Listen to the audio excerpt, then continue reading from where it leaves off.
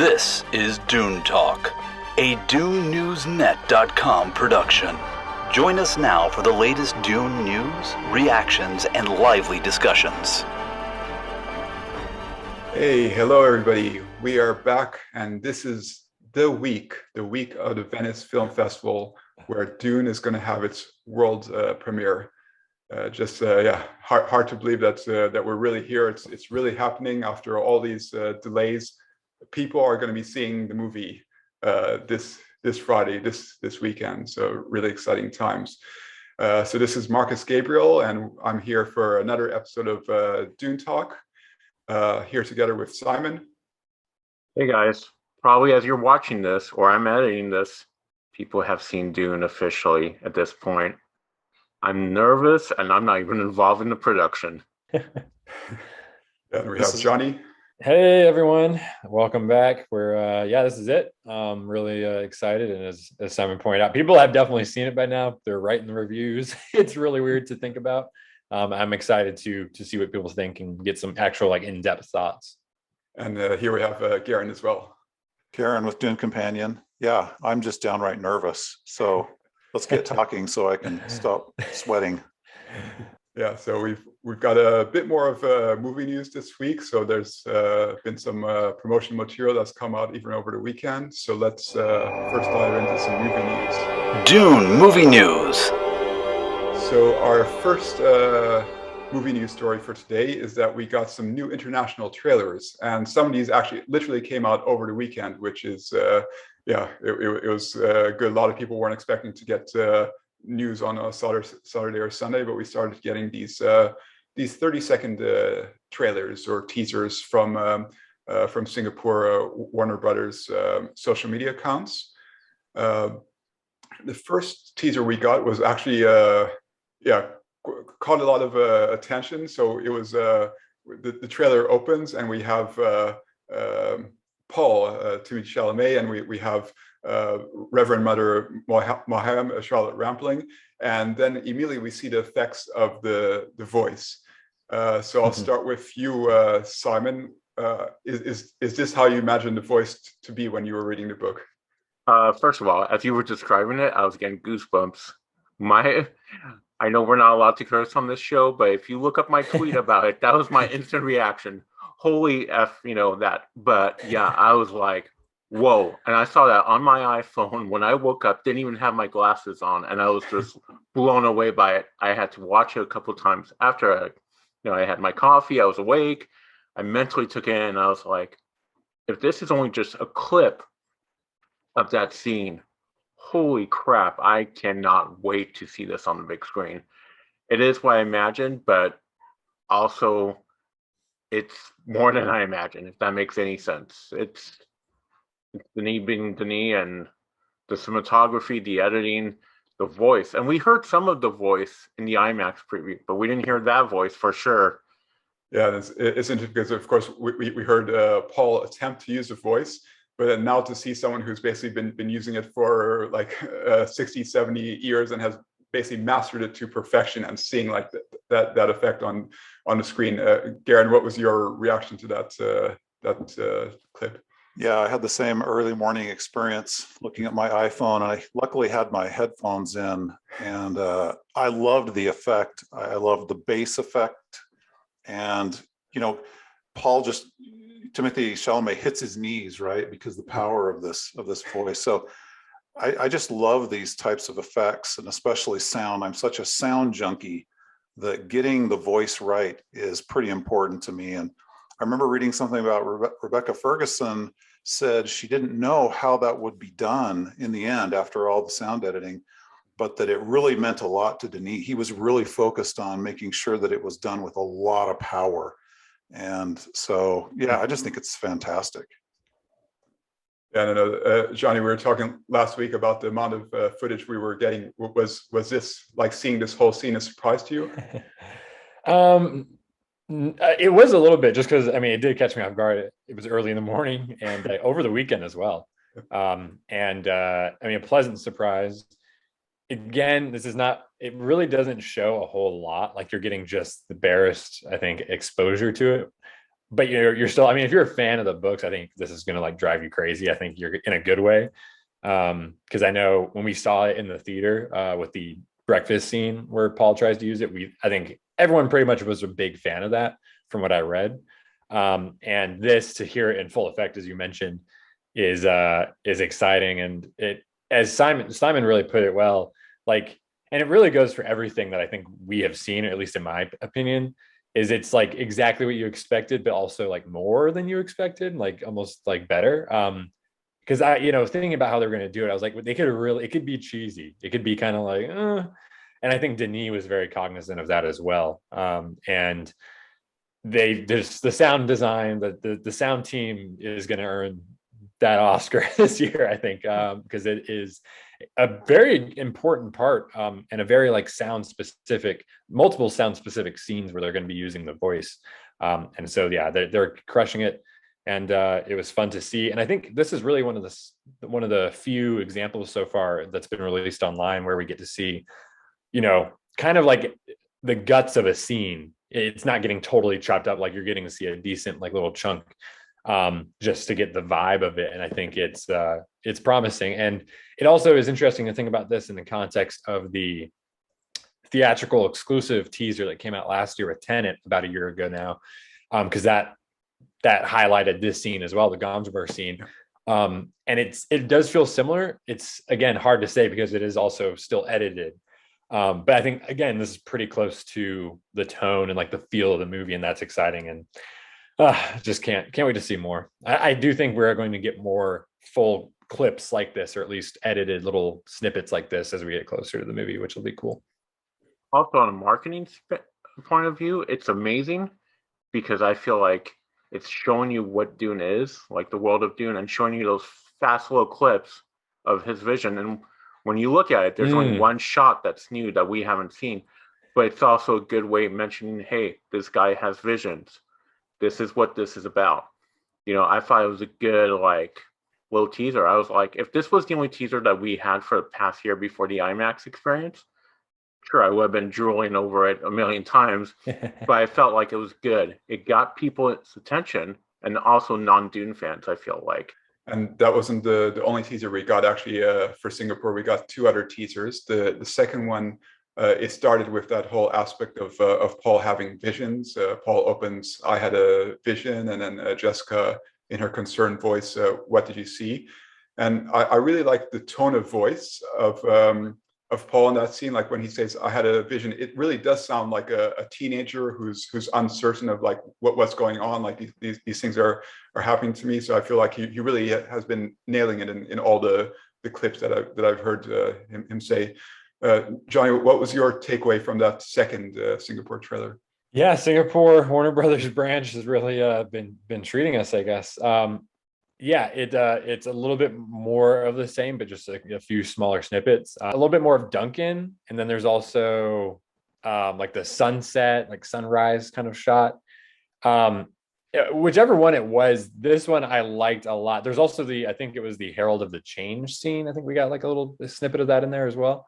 So we're definitely getting more exposure to some other things, new shots in general, like new like vantage points in certain shots. And I also think this was the one where it had the shot. I think it's Paul and Jessica like in the desert, and they're on Dune, and it's just dunes, for eternity, it seems like. And it just, the color and the lighting of it. I tweeted that it reminded me of Mark Simonetti's work, which again, he's like my favorite Dune artist. And so that was like the highest praise I gave. I was like, this is one of my favorite shots so far. It looks just right. And I'm excited to see, what sequence is that part of, and just more of the desert, I think. Because the stuff that we have seen from it is awesome, including the Spice Harvester scene, and then the bits from the trailers and stuff, and just being out there and knowing that they went, in Jordan and Abu Dhabi and in California to go out and shoot. Just that I'm always a sucker for that. So this was a good one. Garin, what did you think about this and the other Singapore trailers?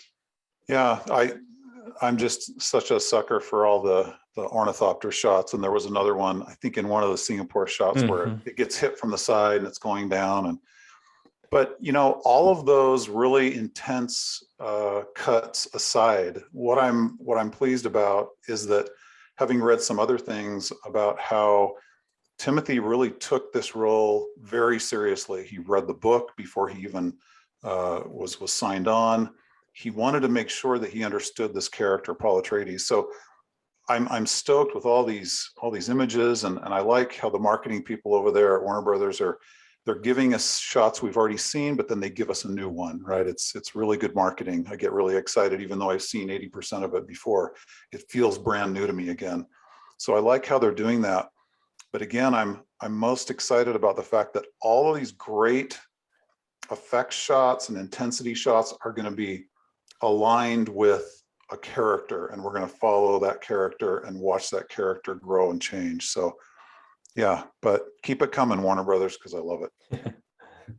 Yeah, and, Simon, did you notice in the scene with the golden armor, when Paul's face is revealed, that it actually looks different now compared to the trailer?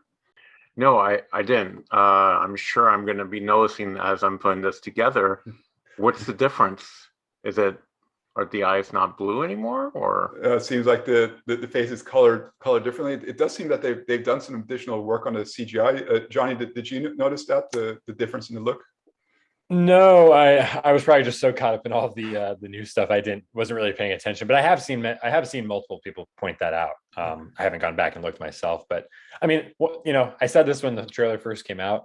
I mean, these things, anything that we see now is probably going to change to some degree. Like they're always changing it, kind of like right up to the last second, at least in some respects. With the VFX are always the last thing to be done, so that's the least surprising. But I mean, it's good. I mean, it's again, people have had varying opinions about that section of it, but I never had an issue with it. So do you pretty much feel that what we're seeing now in these recent teasers is the final version of what we're seeing? I think so. I think, yeah, the more recent stuff that we've gotten, like in the last week, for example, is definitely feels, because it is the premiere now and it is going to be in theaters. They're going to have to be sending out like the files and stuff.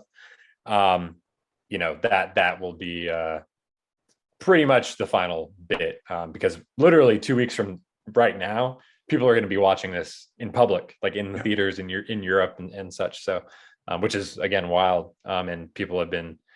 It's something I was going to mention on the show as well. I mean, people are actually buying tickets now, and like they have a set date and time that they're going to go and watch it. So that's really exciting. And yeah, this is it. I mean, they're done.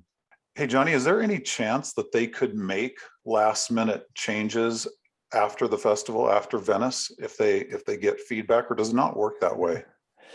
It depends on the festival and the release, the kind of the amount of a bumper that you have. I know, like, for example, like Once Upon a Time in Hollywood that premiered at Cannes in May of 2019, and they were rushing to get it done to show at the festival, and of course the film wasn't released until August, so several months later. And what was shown at Cannes was not what they ended up fully distributing. There were slight changes and changes they made, whether or not that was based on feedback or reviews or general response, who knows. But given this very small window that they have now, and because of the pandemic delay and how much time they've had to work on it and really refine it, I would say there's pretty much no chance they're going to change anything based on the Venice situation. Because then, of course, they go to TIFF and they go to New York. And so, yeah, it's all happening now, I would say. Simon, what I wanted to ask you is, in the third Singapore trailer, we got to see more of the Sarda car. Like, what do you think of those new views? Once again, it's showing us a little bit of what we've seen, but like I would say it's like milliseconds of something new. It's opening up that appetite and showing us more. As Dune fans, we know what it is. Non-Dune fans are probably like, oh, it looks like the same thing that I've seen before. I'm loving everything I've seen. I haven't seen any shots at all from any of the promotional stuff, the IMAX stuff. I was actually thinking about this right now. That I'm like, I don't know, that didn't work for me. Everything is just perfectly aligned. And what's interesting is we've seen so many random clips. If you put all the clips together, and I'm sure someone on YouTube is creating a master timeline, like this is where everything should line up. but we haven't seen that much of the movie when you think about it. Like, minus the IMAX stuff, what's been out to the general public, there's maybe 5 minutes of a 2.5 hour movie. You know, it's nothing. There's so much stuff that we haven't seen yet. Yeah. You know, when you look at like Duke Leto, I'm reading the Duke Leto book right now, so I'm on a big Duke Leto kick. So when you think about it, we've seen clips of him, but we haven't seen any real interaction. We've seen the clip with him and Paul. Sure, you know, it's practically nothing. And Jessica, we haven't even seen anything of Jessica. Yeah. So that's a good point. I think, Simon's making, because I think this was as the Singapore ones especially were coming out in the last few days.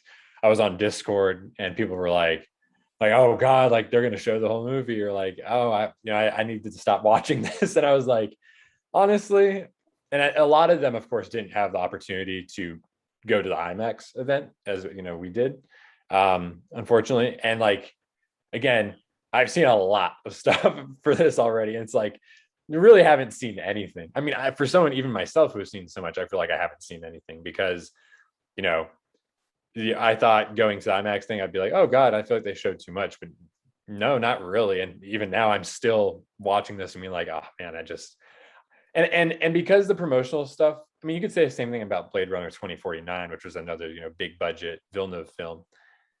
The trailers did not do that movie justice. Like they did not do the tone was, the pacing of it. Like Villeneuve, I think more than any other filmmaker right now, and like this is something I've really like focused on a lot, like with him, is he's incredibly like atmospheric, like as a filmmaker. You can't really get a sense of the work in outside the context of the movie. A trailer can be really good, and I think the trailers have been really good, and I think these clips have been really good. But that's not what the movie is really. Like it's a piece of it, but it's not the movie or the exact feel of it. And I think that's, they can keep rolling these things out every week, and I'm gonna keep watching them. So, like what Johnny was saying about Blade Runner 2049, and we haven't even talked about this. You know what I mean? Like I love that movie. When you rewatch those trailers, you don't know what the twist is of that movie. Nah, nope. And I wonder for non-Dune fans, if they understand some clips, if they're just watching it out of the blue, not listening to us or other shows or whatever, and being like, okay, I think this is what happens, but it isn't. Yeah, I rewatched the trailers for 2049 the other day. If you know the twist, you see it, but if not, you can't tell. And that's great marketing. Because I hate watching a trailer, Sixth Sense. I see dead people right away. And then you see a shot of Bruce Willis. You're like, that's kind of lined up. That's weird. I hate a trailer that gives me the whole movie instantly. I was going to say, you guys, your comment about how the trailer, we may think we're getting too much information. We're seeing too much of the film. At that IMAX preview that we all went to, I was amazed at that breakfast scene because suddenly I was taken out of kind of a mode of seeing all these quick cut action sort of trailer images. And I was suddenly sitting with them at the table at breakfast and seeing Jessica and Paul interact. And that was the atmosphere that you were talking about, Johnny, that suddenly I'm in it, I'm living it, I'm breathing it with them. And that's what you don't necessarily get in these trailers. In fact, these Singapore trailers are moving so fast. It's almost like a subliminal test. You don't even know if you've seen it or not. And you have to go back and look at it and pause it to see what you've missed. So I think that's a great point. They really can't give us too much. I mean, this movie's over 2 hours long, right? It's going to be plenty to absorb, and what they're just showing us, I think, is just getting us excited. I'm not worried about them showing too much. Yeah, and in this third Singapore trailer, we actually got like one really key moment, at least for me, that stood out, which was which connected a couple of things that we had seen bits and pieces, which was the research station. So we actually saw the first time, like seeing Paul, Lady Jessica, Leah Kynes together in the research station, and then we see that scene with Duncan coming in front, like that's obviously before the fight with the Sardaukar coming to protect them. So now it's all sort of coming together. I'm so excited about that scene. Like I think like we haven't seen that much. Like as we're saying, we've only seen bits and pieces. But like with this, the ships coming from the sky, entering it, like the Sardaukar descending from the sky with their suspensors approaching, and then like that fight with Duncan taking on like all these dozens Sardaukar by himself. Like I just can't wait to see that scene. Yeah, it's a great point. I noticed those right away, and those really stuck out to me. Because a lot of those shots are Duncan, or at least Duncan related in that sequence. And I really loved that first shot, the one you mentioned, where it's like this really deep focus to where they're in the back in that room, and then Duncan just like steps into the frame and like fills it up like he's a shield. Like, and that's something they talk. It's in the book. I mean, there's a quote, where he says, I don't need a shield, I have you. And so, it's going to be good. I can't wait for that one. That one actually felt like a Duncan highlight spot, and I thought we were going to get more as the week went by of different characters. But maybe Jason's a big deal in Singapore, and maybe that's how they're marketing it.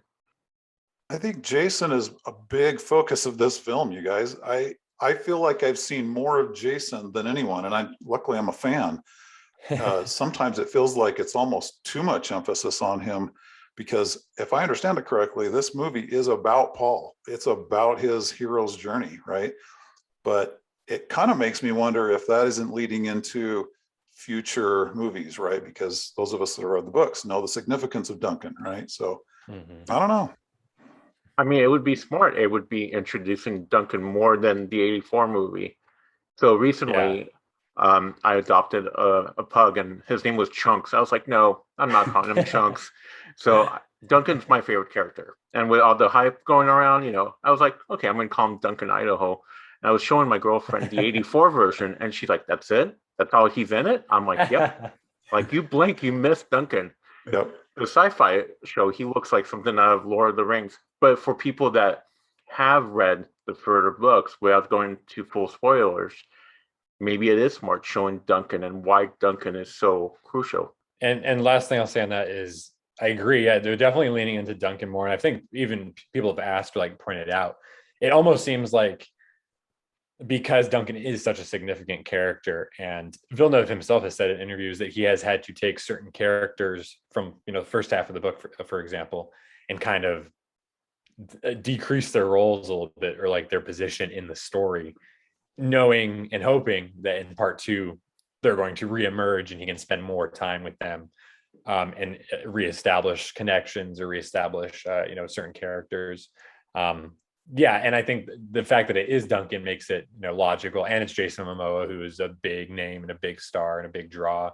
To that point as well, I think it is a good amount, but I don't think they're going to overdo it at all. And I think even thinking about the opening scene in the movie, they mentioned, in the art of the film, the book, that the inside cover, whatever it is Duncan like arriving on Arrakis, which was supposed to be the beginning of the movie. And now we've seen the beginning of the movie. It's not Duncan.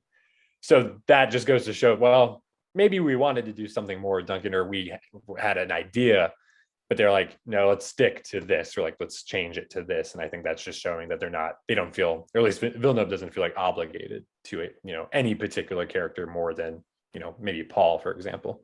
And the final couple of seconds that really stood out in these trailers that came up in the Singapore trailer too, as well as the Argentina trailer, is that we have that line from Chani, and without going to spoilers, it's a very important line where she's saying this is only the beginning, and I think that's referring to a lot of different things. But like now we sort of get that context, like we see in the Argentina trailers especially as well, that they're like walking into the desert, with Chani mentioning that line. Garin, did you have any other takeaways from that specifically, or anything else from these trailers? Honestly, Marcus, I missed that. I did not catch that line from her. And no, my thought again just goes back to, I really think the more they do these small trailers, and I'm glad they're doing them worldwide, the more you're gonna have a chance to capture people who are on the edge. I have friends, I even have some of my kids who, they haven't read the book, they're hearing about it, you know, they're going to go see this because of Zendaya and because of Timothy, but they just don't quite know what they're getting themselves into. And they mentioned, hey, I saw one of those trailers on Twitter, you know, I've seen some stuff on social media.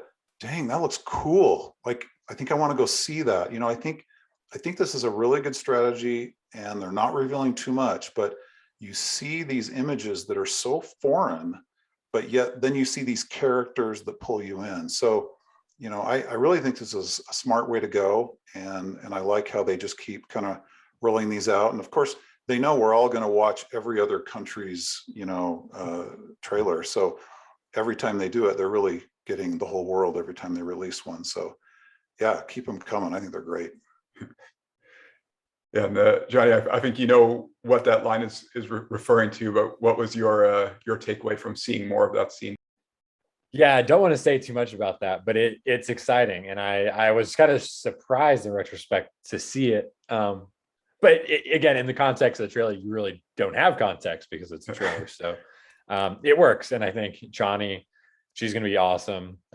Villeneuve has just been like crazy praising her recently, and Chalamet just had an interview where he was talking about like what a powerhouse Zendaya is, and you know, her presence on set and how she kind of showed up a couple months into the production and really like invigorated him and really kind of like took him by surprise. So yeah, I'm excited, and I think she's going to have a strong presence in the movie regardless of how many minutes she's actually in it. Yeah. Simon, any last thoughts on the trailers? Give me more. Give me more. Give me the same scenes with a little bit more. Yeah, I think we're definitely going to be seeing more before the week is over, maybe. Yeah. So let's jump to our second story for today. So this Monday we actually got our IMAX exclusive poster. So of course, when you saw the IMAX event, we got that really cool looking poster with the dunes and like tiny Paul walking across the sands. And now we got sort of a similar approach, but now with Paul more prominent. So I know that Simon, probably you'll still have some comments on the color, but in terms of the overall appearance of the poster, how do you think this fares as a promotion for the movie? So it's not Listerine green; it's more Mountain Dew Baja green. I like it. Yeah, I have issues with the colors, but whatever. I love just Chalamet walking in the desert, in your face, big font, IMAX, showing you, you know, this is a special poster. It's not the one sheet that's out for the normal release. Minus the color, I love it. Garin, do you have a preference on between this poster and the main poster? Yeah, I actually like, it's probably not as good of marketing, but I actually like just seeing Paul out on the desert, because again, like I keep saying, this really is his story. And I like that simplicity. You know, the one with all the faces, I realize that's an important strategy for marketing, but I don't relate as well. It's a little overwhelming. It does introduce you to the characters, but because the story, I know the story, I know, you know, how this is going to go, but to have it focused on Paul to me is important. So, but I'm with Simon. I actually really like that one that we got. Maybe it's because I have it, but we got it that IMAX screening, because again, that's the simplicity one too, but it kind of has this dual design, you know, where it kind of, he's on the desert and you're looking down on that, but it also looks like the planet. So it's really cool. That's my favorite. Yeah, John, looking at the two IMAX posters that we've gotten, do you believe that there's a certain rationale to why they've gone with these designs specifically for IMAX? Yeah, well, as we've been saying, or at least Garin pointed out, I think that one is the best one. Like, at least from an artistic and like visual standpoint, I think it is the most stunning and interesting design. And it doesn't. The thing about it, and with these big movies, and why we always get those big floating head posters, is because you have to sell people on the movie. You have to get them interested based on who's in it, what they look like, and all that. So yeah, you know, I can't argue with that, but because they know, hey, the people coming to this event they're committed, for one thing, but also a lot of them are fans probably. and are already familiar with it. We don't need to sell them with something covered in the actors' faces. We can just do something different, a little bit more artistic, if you will. So yeah, that's definitely my favorite. It's still the best one. I've still got to get a small frame together or something to put it up. But yeah, I like this one. I like it a lot. The colors, I think Simon, the Baja Blast comparison is funny. But yeah, it works. I think for these IMAX posters, they typically just want to show off. They want to do something a little bit different from the typical poster, but not like crazy different. I think removing all the excess and just keeping Paul in the desert, I think that's kind of the go-to. I think we could all agree, if there's one thing you're going to put on the poster, put the desert and put Paul. Like, you don't really need a whole lot else. Maybe they could have thrown in maybe a sandworm or an ornithopter or something, but then that's a whole lot of other things going on. So no, I dig it. I think people have liked it.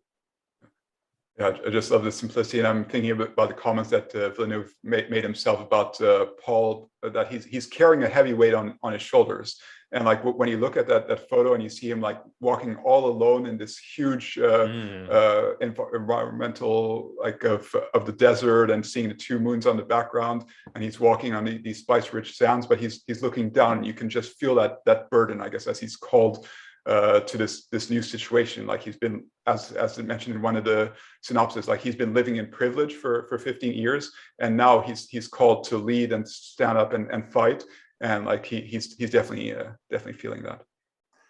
Marcus, I love this phrase, filmed for IMAX. I'm sure they've used that on other films, but I love the fact that they're really emphasizing that, because I know I've said it too often, but this film is made to be seen on an IMAX, and I just want to make sure that everybody realizes that, because that's the experience he's wanting us to have. And so to have these big IMAX words right behind Paul, as he's on the desert, I love that. I think it's fantastic. Yeah, that's a good point, Garin. I think I said something I noticed too, whether it was on Twitter or Facebook or whatever else. Yeah, people were like, yeah, the comments are like, yeah, I'm seeing this in IMAX. Like, no, I'm not really gonna, I wouldn't even consider watching another way. So I think that's always encouraging. Yeah, and we're going to talk about the Venice Film Festival in a minute, but in terms of the first opportunity to see this movie in the full IMAX experience, that's also going to be coming quite quickly. Basically, the weekend after Venice, on the 11th of September and the 12th of September, there will be the first showings in the Toronto International Film Festival. So on Saturday, there will be one press screening, one public screening, and then throughout the week, they'll have 4 additional screenings, and tickets will be available for members this Saturday on the 4th, and for general public on Monday the 6th, but I expect that they're going to go really quickly. So if you're planning to head over to Toronto, or there's one showing in Montreal as well, then you'll have to act quickly on those days. Johnny, in terms of what should we expect out of Toronto International Film Festival? Like, it's not going to be the world premiere, but of course it's the first time it's showing on IMAX. Would you expect we're going to get additional like media coverage around that? Any new insights? Yeah, I think it'll be interesting, because it is the first time anyone is going to see it, at least in a public setting like that, in IMAX. And I'm sure Villeneuve will be there, because it's not his hometown, but he is Canadian, and they are actually going to have a special screening in Montreal, and I think that's going to be cool. I'm sure he probably had something to do with that. So yeah, I think it'll be really nice. It'll be cool, because that's going to add just a little extra flavor to any reactions and reviews coming out of Toronto, by contrast with the Venice situation, where they have great venues there in Venice. They have really big, auditoriums, and 1,000+ people are going to be at the premiere. Well, depending on the capacity situation, but IMAX, it's just a completely different. I mean, it's like the best, venue for that in all of Canada. So that'll definitely be something they emphasize a little bit more. And I'll be curious to hear. That'll really be when we get solid details about, which scenes were in which aspect ratio, and how long do you think, and do you think it was used well, and kind of all that nitty gritty stuff. And we'll see if anything else accompanies that, whether it be, a little surprised, like this poster is something they could have held until like next week, for example, just because of the timing that you mentioned. But I'm more than happy to get it now, and I'm looking forward to hearing a little bit more about that when it comes. So let's jump to our third movie news topic, which is the Venice Film Festival. So probably by the time you're watching this, we'll be hearing the first reviews coming out of that. So really exciting time, and we are going to have a special episode just talking about the Venice Film Festival in its entirety, all the reactions and reviews that come out from the media and viewers. So let me start with you, Johnny. What can we basically expect on Friday in terms of Dune?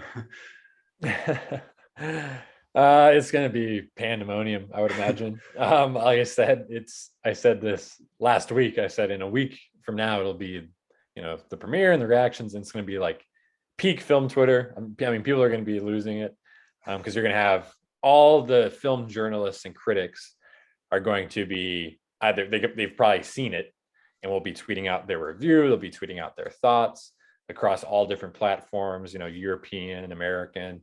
And not only are you going to have those people, but you're also going to have the fans that paid for passes to go and see it at Venice. I mean, I've seen several fan accounts for whether it's Chalamet or Dune in general.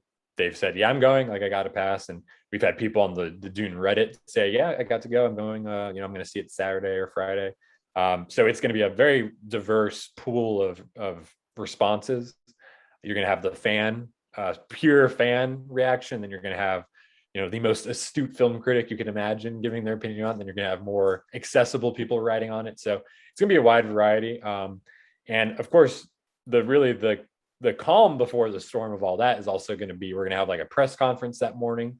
It'll be early in the morning on East Coast time, at least in the US. So it'll be like 6:45, I think. And so that'll be with at least Villeneuve. And then I think the cast will also be in attendance. They'll have answer questions from the press. And then an hour before the premiere begins, which I think will be around 11:45 a.m. East Coast time in the US, they'll have the red carpet. And as we've already heard through Variety and through Deadline Hollywood, it's going to be pretty much, they're bringing out like everyone, like the big guns. Like it's going to be like 10 plus cast members, and then Villeneuve himself, and Tanya Lapointe, his wife, is going to be there, and Donald Mowat's going to be there, the hair and makeup designer that we mentioned, I was talking about earlier. So yeah, it's going to be everyone. I think a lot of people are already excited about. When I tweeted about this, I think it was yesterday when Deadline reported it, I said the red carpet looks must flow, because I mean, Chalamet is very well known for like his red carpet like looks, and Zendaya, of course, is like not only one of the most famous people but most fashionable people, at least like in the film industry. She's always getting Met Gala and things like that, getting a lot of attention. Which, speaking of which, the Met Gala is supposed to be in a couple of weeks, so that'll be another great opportunity for them to plug the film. I think Chalamet is actually hosting it, so that'll be interesting. But yeah, and then Jason Momoa, Oscar Isaac, Rebecca Ferguson, people are going to be going nuts. All the fans and the stands and whatnot. So it'll be a big buildup all day, and then after those reviews and reactions come out, it's going to be overwhelming. But then we just got to digest it and read, and whatever the results may be, it'll be, at least we'll know to some degree what people think. Yeah. And in terms of questions to the cast, actually the Dune official Twitter account did do a tweet asking for questions. So it could be that's going to be one of the ones at Venice, or maybe they're pre-recording an interview. So we should see something about that. Yeah, Garin, what are you most hoping to hear on Friday? Well, obviously, I want it to be raving reviews. Johnny, one question I had is, I'm a psychology major, and I remember this dynamic of opinion bias, where because everything happening around you is excitement and attention around this film. Is there a way, or are you able to kind of divine out who's giving you the real straight story, or is everyone really being honest when they're in the middle of the excitement of this film festival? How does that work? Well, that's a great question. And typically, I will say with film festivals, it's because it's a bubble. Like you're existing in the room. You're existing with, depending if you're at the premiere or something like that, with the actual people who made the movie, and you're kind of in awe of that. And then also you have the bubble of the festival itself. You're seeing all these movies, And fortunately, Dune has the benefit of being very early on in the festival. It's just starting. This is something I mentioned a few weeks ago, but you would much rather have your film premiere early on in the first couple of days than in the middle or towards the end, because by the end, everyone who is there is exhausted. Like, I mean, the film festivals I've done, I attended for like 2-3 days, and I was in a very comfortable setup and everything, and I was ready to like fall asleep and die during some of the later screenings. So yeah, they're in a good spot there. And I think in general, as I mentioned, as far as the bubble, yeah, you do tend to, some people, they really hype something up and are hyperbolic about their descriptions and their reviews and their rating and all their thoughts. And then the movie comes out and people are like, what the hell were you talking about? Like, this is not even close to what you had hyped it up to be. But I do think Dune is in a bit of an exception, because for the simple fact, it has been so hyped up. Like, for years now, this movie has been looked forward to.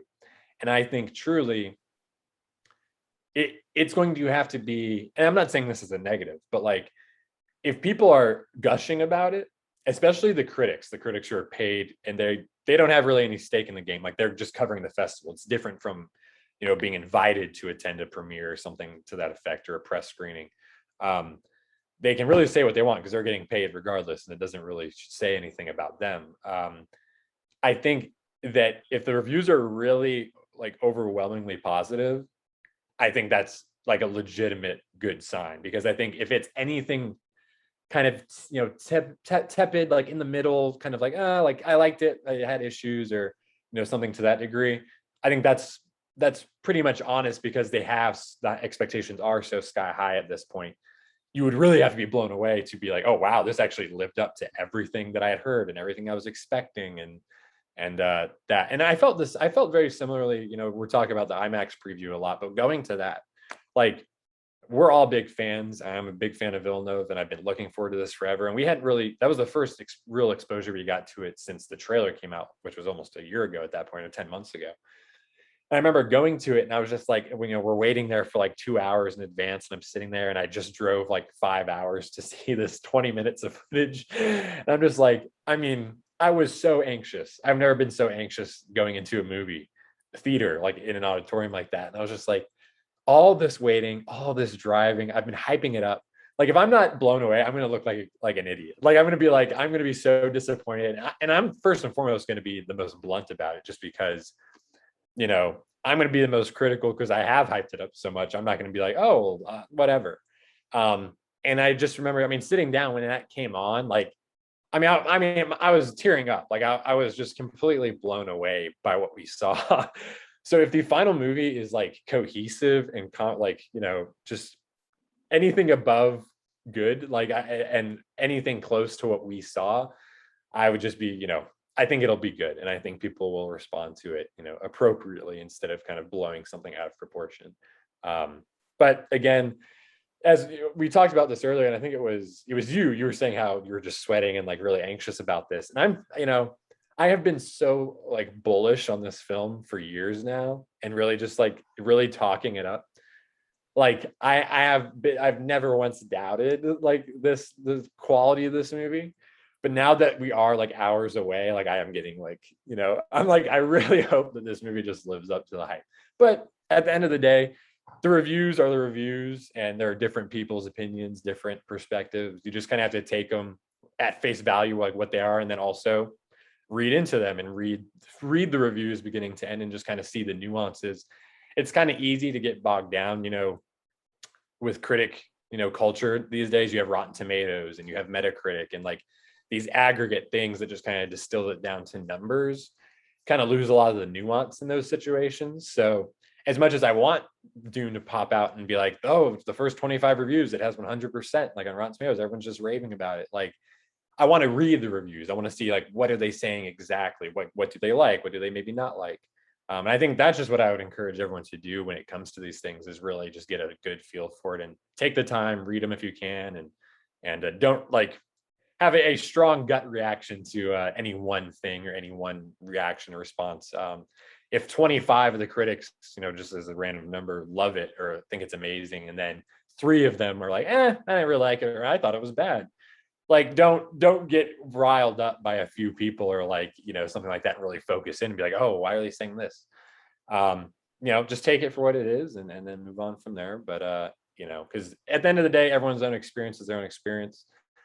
I really find it hard to believe I'm not going to love this movie. You know, regardless, everyone else could probably dislike it, and I'd be like, I thought it was pretty good.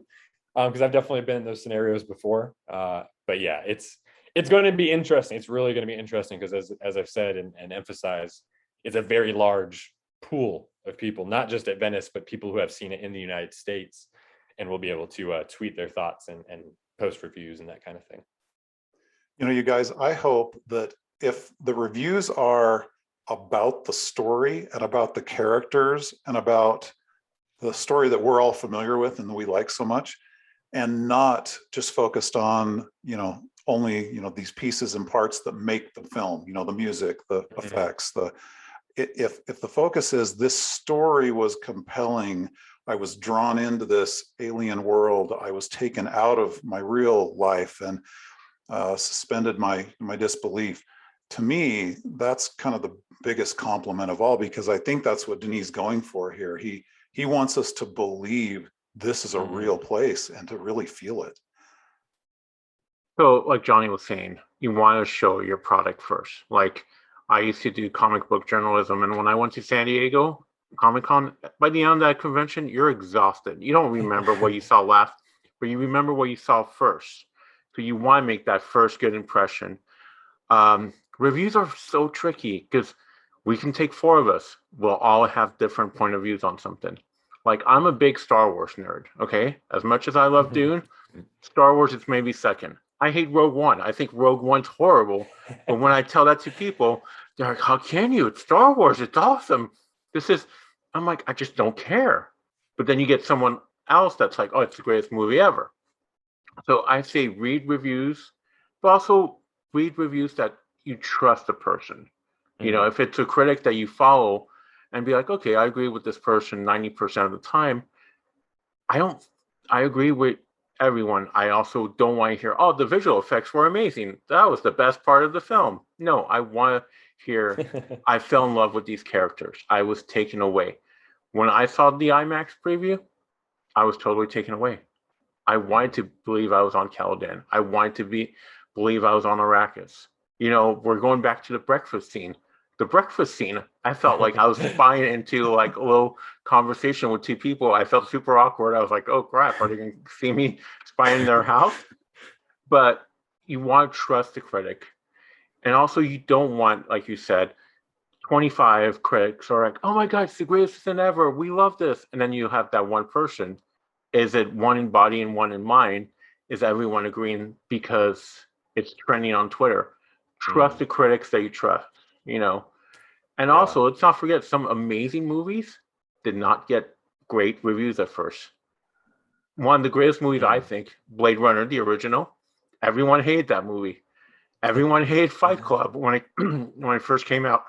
And now people rave about Fight Club. So trust the critics and also have your own point of view. You know, if there's stuff that I don't like about it, I'll be the first one to come on here and be like, hey, you know that scene? Denis, come on. What were you thinking? What were you guys thinking? Be honest with your feelings. I think that's the most important part. And listen or trust people that you agree with. Yeah, and last thing I'll say about it is that's a really great point by Simon. And one thing that has been sticking in my head recently, just because it's a possibility, is I remember when 2049 came out. I so vividly remember that day when the reviews came out for that, because I'd been looking forward to it. And I just got back from class and like went up to my dorm room, and I was just on my bed, like scrolling through. I was like, holy, like these people are like going crazy about this movie. I was like, this is beyond anything I was hoping for. And so I was really excited. And then I went to the theater and I was completely enraptured for that entire movie, almost 3 hours. And I walked out like I was in like a daze, like I couldn't believe it. It was just better than people had even said. But I remember, I think it was IndieWire. They have a couple of critics that they use. I think Eric Cohn is one of them. And I think the other one, David Ehrlich, who's quite well known. And who is a critic that I genuinely do not like or agree with about anything. And he may have seen the movie already. He might have seen Dune. He might be writing a review. They might both be writing different ones. It's possible. I'll definitely be keeping up with him when these drop. But I remember looking on Letterboxd because he's really prevalent on there as well. And he was not really a fan of the movie. Like he gave it like a 3 out of 5, I think, which isn't exactly negative, but he was very mixed on it. And that he has a huge platform, and he's probably the biggest critic on Twitter, film Twitter at least. So back then, if he had come out, he came out with his review and tweet, he was like, wasn't all that. Villeneuve, he's a good filmmaker, but I didn't care about the movie. If he were to do that on Friday, okay, like I respect it. I hear you. That may be, but I know, given his past and like what he thought about what might be my favorite movie of all time, we're probably not going to align with this. So, for example, if he gives an even worse review than he gave 2049, probably be like, okay, so maybe this movie isn't as good as that one, or I might like it a little bit less. If he gives it a review that's even better than 2049, I'd be like, I better wear a diaper to the theater when I go to see it. But like, that's just a great example and something to keep in mind, as Simon said. Everyone has different point of views. Like one of my other friends is named Johnny, also big film guy. Like me and him love bad horror movies. Like that's our thing together, right? But he hates Aaron Sorkin. He's like, I hate those movies because all they do is walk and talk. But I'm a sucker for those movies. Like Glenn Ross is an amazing movie to me. And for him, it's just like, I hate that movie. There's nothing going on. So you never know. Someone might also be jet lag and be like, I got to Venice a couple hours before the premiere. I'm tired. I didn't sleep well, So I think the most important review is the one that you give yourself when you see the movie. The Duniverse, books, comics, games, collectibles, and more. We have one expanded news story, and that's the collection Sands of Dune. So actually this was first announced at Comic-Con at home late July, but we didn't get much details. We just heard it was going to be an anthology of Dune stories that was coming out in 2022. But over the past week or so, a couple more things have been revealed. It's been listed on Amazon and available for pre-order. And this week we got the cover for Sands of Dune. And that's illustrated by Matt Griffin. So he's been also doing several of the other Dune covers, including the currently ongoing Caladan trilogy that's being written by Brian Herbert and Kevin J. Anderson. So basically, Sands of Dune is going to collect three different stories. Two of them have already been released, but in separate anthology collections. So we had Blood of the Sardaukar, which we reviewed the comic. Simon, you wrote a review like a couple of weeks ago. So that's going to be included here. And then we have the Waters of Conley, and that's a story that's going to focus on Gurney Halleck, also during the events of the original Dune. But the most interesting story that's going to be included here is a brand new story that's going to focus on a Fremen guerrilla fighter in the decades before the events of Dune, and it's revealed that it's going to be the story about Shaddad Mapes. So that's going to be really interesting to see her full backstory about how she was a guerrilla fighter going against the Harkonnens. And given the page count of that book, it seems like it's going to be definitely a novella size. So a substantial story in there. I'll check with you, Garin. Have you heard about this news, and are you looking forward to this collection? Yeah, I just read through this morning, and I'm such a fan of the Dune universe that Brian is the heir apparent of expanding this universe, right? So I was a little disappointed it's not coming out till later next year, but yeah, I mean, Shaddad Mapes is a character that was a lot more significant to me in the book than what we've seen on the screen so far. So going into that backstory, I think is a great idea. Similar to the Sardaukar backstory that we get to explore not only a character but also that house, Harkonnens, and be able to explore that more deeply. So no, for fans, I think this is great stuff. I mean, I'm glad they're actually novella sized, because I think sometimes you can go too far taking a character and expanding it too much. But doing it in a relatively easy to read format, I think is going to be great. I think fans will really love that. And again, I'm just counting on the fact that a lot of people who aren't Dune fans are going to become enraptured with this universe, and they're going to want to learn more about it. They're going to want to understand the backstory. They're going to want to delve deeper into this universe. So yeah, I'm looking forward to this. Simon, are you excited about this new novella? I think it's a great thing to have short little stories, little highlights on each character, and that cover is just gorgeous. So I've already pre-ordered it. It'll be in my bag so I can read it at lunchtime. And Johnny, so I know that you're still reading the original series right now. Like when you hear about these expanded short stories, comics, is that something that you're thinking, okay, I'm going to delve into that eventually, or is it too much for you? I'm trying to finish Messiah right now. And I really, really love it. I'm kind of surprised by how much I love it. So I intend to continue on to the next one and see where we go from there. As far as the non-Frank Herbert ones, I know there's a lot of opinion about that that I really am not privy to all the nuances of. I probably won't pursue those as much, at least right now. But I think it's great that they are continuing to, to some degree or another, flesh it out and tell more stories, and because it is such a big, rich universe, and it's at the right time when a lot of people are becoming interested. So, more Dune, good. Yeah, and I think the appeal specifically for this collection is that it is basically set all around the first book. So it expands the events that people are going to see on screen, like the Blood of the Sardaukar comic that really added some depth to the attack on Arakeen, as well as we get interesting appearance from both Duke Leto and Duck in Idaho. So if these other stories do the same thing, I think that'll be interesting. The Landsraad High Council is now in session. So, Johnny, so I know that you recently wrote a feature, basically your early awards predictions ahead of the season. And although Dune isn't going to be debuting in competition at Venice, it's still the start of the award season. So I wanted to hear from you. I know that you predicted a certain amount of nominations and wins for Dune. So tell us about your thoughts.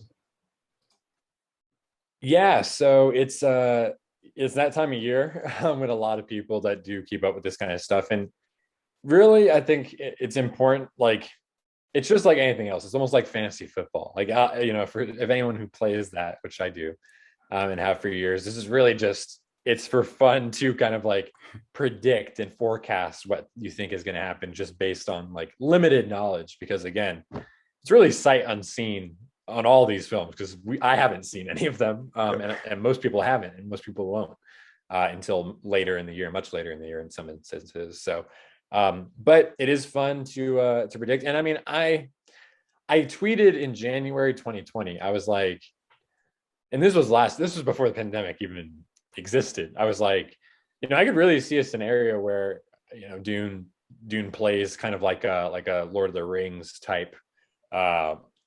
Prestige kind of blockbuster picture as far as awards like Oscars, or Fury Road is another example from recent years. And I actually wrote a piece for Next Best Picture around that time, where I was kind of explaining my rationale and how things were lining up and why I thought it might make sense. And now it's 20 months later, and I feel like I was kind of ahead of the curve in a lot of respects, because now, of course, you go look at Gold Derby, which is this hub where a lot of film writers and critics and reporters and film fans and people who do this kind of stuff all predict and make their predictions. And you're going to find Dune in basically every single one of those, whether it's for Best Picture, whether it's for adapted screenplay or director. Villeneuve will be in there. Right now he has, I want to say, his fourth best odds right now to win. And Dune is, of course, like right in the middle. There's going to be 10 Best Picture nominees, and it's like right around 5 or 6. So yeah, I think it's really funny how it's kind of panned out, and I just know that people have kind of come around on that, and now knowing what we know about the film festival situation, because when I wrote that, the film festivals were not even a factor. Like, that was not even in my mind, really. And now, of course, it's going to Venice, it's going to TIFF, it's going to New York, which is, I mean, those are huge festivals in and of themselves. But then when you string them together as they are, it says a lot about the potential quality and the bullishness of the people involved. Because, you know, these festivals don't have to accept these films. Like, they choose them, you know, for reasons. And, you know, Warner Brothers, who is in part behind Dune, you know, they had Gravity, for example, which is a big special effects driven, you know, sci-fi film that came out almost 10 years ago now. And that movie got like 11 Oscar nominations, and it premiered at Venice, and it was out of competition. And then kind of platformed from there. And then they also had, in the last few years, they had A Star Is Born, which was out of competition. You know, obviously a smaller, more intimate, kind of simple drama compared to this, but Warner Brothers behind that backing as well. And Joker, of course, really took everyone by, you know, everything by storm, because that was in competition. And it won the Golden Lion at Venice. Then it went on to TIFF and to these other locations. So it's a really good position to be in. And I have been bullish on it forever. And I did write my most recent piece, and I did say, I think if it plays as strongly as I think it's going to, and everything that we've seen so far, whether it be the trailers or it be things that we've read from behind the scenes or we've seen at the IMAX preview, you know, I think it's undeniable in so many instances. It's hard for me to imagine, you know, from the costumes to the production design, the sound, the visual effects, Hans Zimmer's score, the cinematography looks exceptional.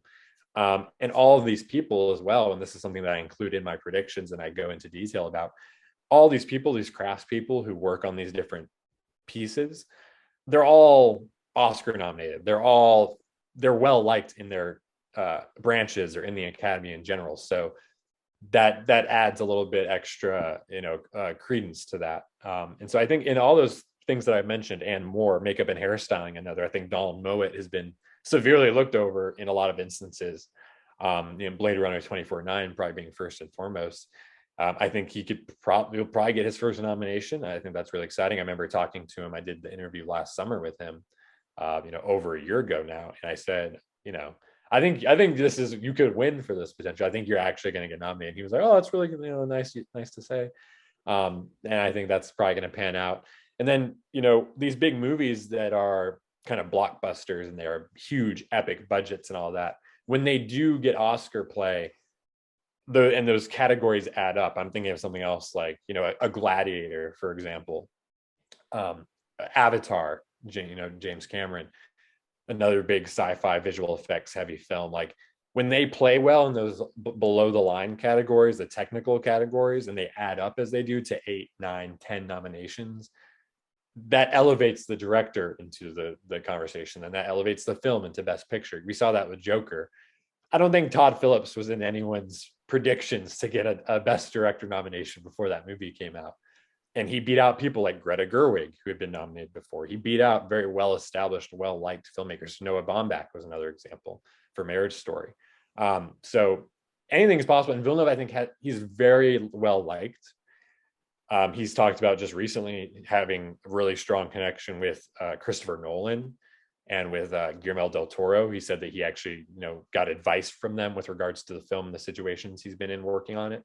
I think that says a lot. So, and I think just the narrative that he has, if this film hits and is really, really successful, you know, this narrative that has been going along this entire time, I've been wanting to make this movie since I was a teenager. Like, I have dreamt of this. Like, I've been building toward this my entire life. I've told people years ago, if I could make anything, it would be Dune.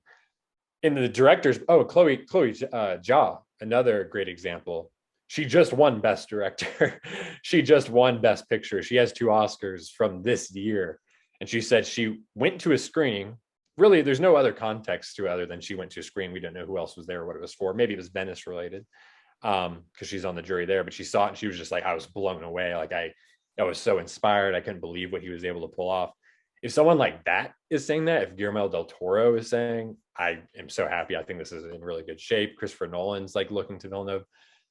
The director's branch it's very much like a brotherhood, for lack of a better term. And it's predominantly male. You know, I think that is going to be a factor. And then Best Picture, I think it when and if those films get in, like a Fury Road, which was again another Warner Brothers film that started at a film festival and went on to get Best Director, get Best Picture, and it got nominated. It won like 6 Oscars. And in my predictions for Dune, at least, I have, visual effects. I don't think anyone's going to argue about it. I mean, it's the best that you've seen in a couple of years, probably just because of the movies that we've been getting. We haven't been getting a lot of big ones.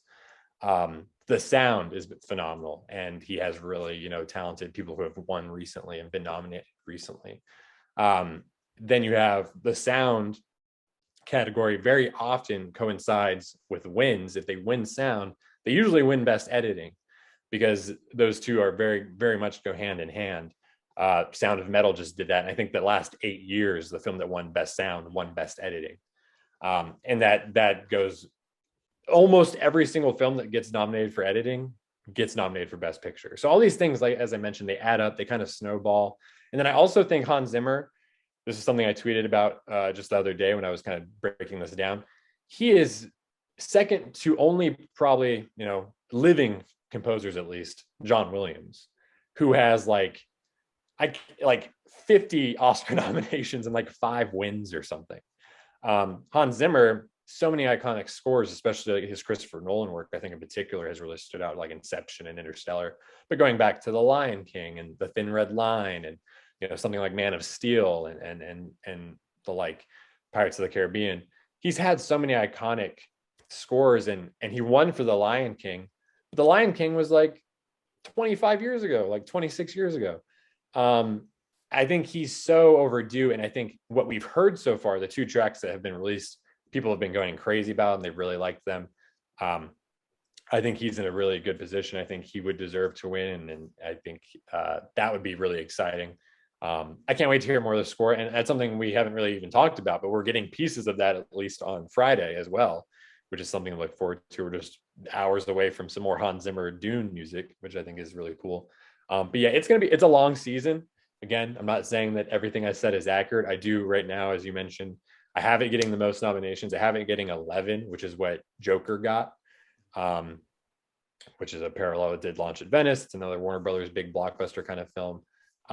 Yeah, I think it's exciting, and I really hope that it does well. Awards, at the end of the day, again, this is just for fun.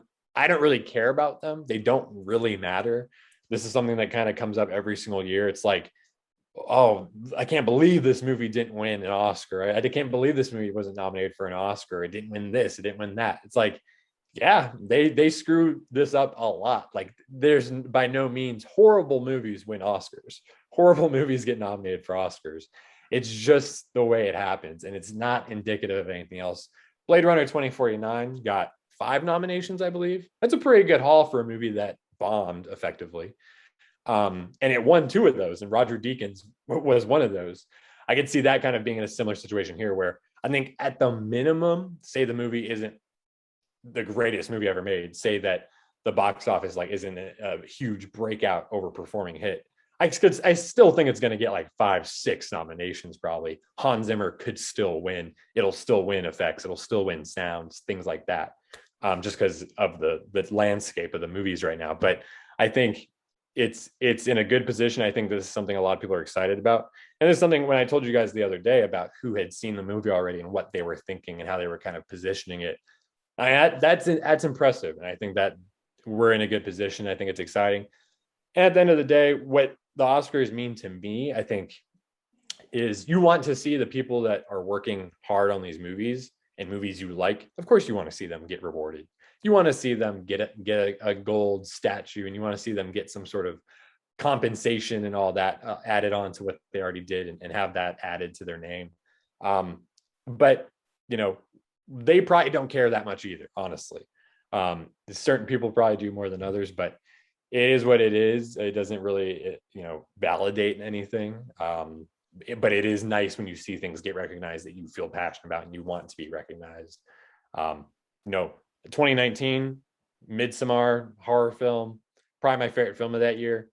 Never once would that ever get nominated for anything at the Oscars, and that has no bearing on my opinion of it or anything, of course. So But it's interesting. It's going to be interesting. It's a long road, as I mentioned. We have TIFF, we have New York, we have these other festivals, and then the Oscars themselves are like 7 months away. The nominations are like 6 months away. So nothing's set in stone, but it's always fun to predict. And I'm sure in a couple months after all this is over and the movie's out, I'll probably change some things then, and maybe I'll go up even more bullish, or I'll take some things down. But it's cool, and I'm looking forward. I've been really happy with how everyone has kind of like responded to it. The people who've read it and said that they really appreciate it and they liked what they heard and they were interested in it. So that's cool. But yeah, now that that's out of the way, I wanted to get that done before the screenings actually happen, because once that happens, it's like all bets are off. Who knows? Opinions are going to be flying, and I didn't want that to influence my own feelings about it. But yeah, I'm excited, and of course, I'm just as bullish on it now, if not more so, than I was 2 years ago. So, yeah, and I have to say, well said, by the way. And I think one of the things, going back to Garen's earlier point about the story being recognized. I mean, for me, that's one of the feelings that I have. Like, Dune is such an important story. Like, it's been important for 60 years, and like it's just as relevant today as it was before. So yeah, like for me, in terms of importance, like I would really want that to see recognized in some way. So like it would be awesome if we did win some technical categories. But yeah, like having at least some recognition in terms of the story, the content, and hopefully for the director, that would be like my hopes for this. Simon, what are your hopes, or if you want to make any predictions yourself? When I was a kid, I was a big Oscar guy. I would have my little cheat sheet. The older I got, maybe film school just burned me out from it. I love that you're so happy about award seasons, and it's so hard to predict. But you're right, some of them, like Dune, looks beautiful. The score from Hans Zimmer looks amazing. Now, the performance, who knows? We might just be seeing the best of, and Rebecca Ferguson is horrible. And I'm not saying that, but you never know. Timothy Chalamet might be great in one scene, and then the rest you're like, wow, they should have got Tobey Maguire to play him or someone else. I don't know. I was trying to connect Zendaya back to Spider-Man somehow. But it's so hard, so early on. I read your article. Awesome job. I don't even want to know how long it took you to write that. As I was reading it, now that I know you, I heard your voice totally come out of it. Good job on it. Yeah, it's hard to predict stuff. It really is. Well, thank you very much, Simon. I appreciate that. It's definitely, if nothing else, if you heard my voice in there, that's probably doing something right in that respect. But that's a great, I was also going to say to Marcus, that's a great point about the story. I think, and I think I specifically said this in the article, is that Dune has been like so long, it's been like untouchable. It's been like, you can't make this, you cannot possibly translate this into anything that makes sense or is enjoyable or accessible. So if this movie is set, accessible to critics, it's accessible to people in the industry and fans and general audience, and it does pretty well, I would, and it is in that Best Picture nominated conversations, in the Best Director nominated conversation. Villeneuve is liked. Eric Roth, who helped write the script, is liked. He's been nominated like 5 or 6 times for writing screenplays, especially adapting them. He won for Forrest Gump. I think, yeah, I mean, I feel like that would be the highest praise, would be to nominate it like for adapted screenplay, for example, because to do it and finally accomplish what no one has been able to accomplish, and do it with such a revered and famous novel, I think it'd be kind of laughable to not recognize that to some extent. Yeah, Garin, final thoughts? Yeah, great thoughts, you guys. I feel a little bit like I just took 50 grand and invested in a stock like Tesla 5 years ago, and so I'm nervous. I want all the planets to align, as it were. I want it to be nominated, and Johnny, I love that you have 11 for Dune. I want it to win some of these, because every recognition of the fact that this story, this director, these actors, this effort, this creative effort is hitting the mark, and it's firing on all cylinders. I'm excited if it can get all the attention it can muster. I mean, Obviously, I want it to be good, and I want people to be honest. I want these critics to not be tired when they're watching this film and writing up their criticism and their report. So, but I am a little nervous, and I just want to make sure that it gets recognized. And I don't know, I was thinking about, do I know all of my favorite films, and do I know whether they were nominated for an Academy Award? And I know some, but I guess I don't know all of them. So, you know, Johnny, I think you made the point, you know, it matters, but sometimes in the long run, it doesn't matter. But right now, I think it matters. And I think it matters to Warner Brothers and Legendary, because the more recognition they can get, the more attention is drawn to this film. And I think it will just draw more people to go see it. And that's kind of my hope, is that just droves of people go see this film in an IMAX on an IMAX screen, because I want to recreate, I want to feel that excitement, that communal experience again with all these moviegoers. That's really what I'm hoping for. Yeah, and Gary makes a great point, and this will be the last thing I say about it, is that I said I don't care about Oscars, really. Like, it doesn't really matter. And that is true. But also, as you just, you know, astutely pointed out, there's two kind of elements to this. You want, you know, say the film comes out, everyone's going crazy about it. They're like, oh my God, this is the best science fiction movie ever made. And then, you know, maybe that doesn't necessarily translate into awesome box office, or not exceptional performance there. Maybe the HBO Max numbers aren't like exceptional. And then it goes on and it gets nominated for like 10 Oscars, or it gets nominated for 8 Oscars. It gets nominated for Best Picture, gets nominated for Director. Warner Brothers and Legendary can't really turn away from that at that point. Like, you wouldn't be like, oh, Lord of the Rings Fellowship, it you know, didn't do that well, but it did get nominated for like 13 Oscars. Let's not make any more of those. Like, that wouldn't really be a scenario I would realistically envision. And then the second fold to that you also pointed out, as far as driving people in, you know, by the time the Oscar nominations roll around, the movie's not really going to be in theaters anymore. But by that point in the new year, January or February, it should be available. It'll be available at home on Blu-ray, DVD, that kind of stuff. It'll be available on video on demand. It'll be available probably on HBO Max. When these movies, when they get Oscar nominated, people pay attention. Like, they're in headlines. They hear them. They're like, oh wow, I'm amazed. Like, that got nominated for that. I guess I need to go watch it. So they will go to HBO Max. They'll, on their airplane, they'll put it on. You know, I know last year people always say around Oscar season, well, I was on my airplane to whichever awards ceremony, everyone was watching Nomadland. They were watching Nomadland on the plane, or Joker or something like that. So yeah, it does make a difference in that respect. And I think, yeah, the more attention that can be drawn to it, the more kind of respect it can earn in that respect, I think is good and bodes well for not just this film, but also the future. Yeah, exciting. And so the nominations are going to be announced on Tuesday, February 8th. So we'll look forward to that.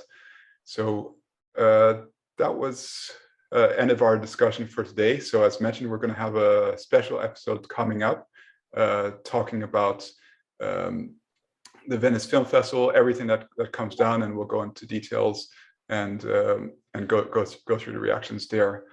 So let's close out for today's show. So let's start with you, Garin. Where can they find you? Yeah, Garin with Dune Companion, dunecompanion.com, and I'm on Twitter a lot at Dune Companion. So come check out the Dune excitement.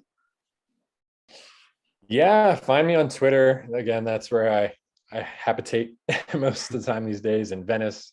This is prime time right now. So Johnny Sobchak, that's my handle. Letterboxd as well, if you want to follow me there and hear my thoughts on things. I actually just today on Letterboxd followed some people who I know are at the festival. So when their reviews or ratings go up, I can keep an eye on those for Dune and other things. But yeah, that's where you can find me. Yeah. And Simon on social media? So S Dowdy, Twitter, trying to be a little bit more active on there, mostly Instagram. By the way, I just want to thank everyone that subscribes to this channel and also comments on YouTube.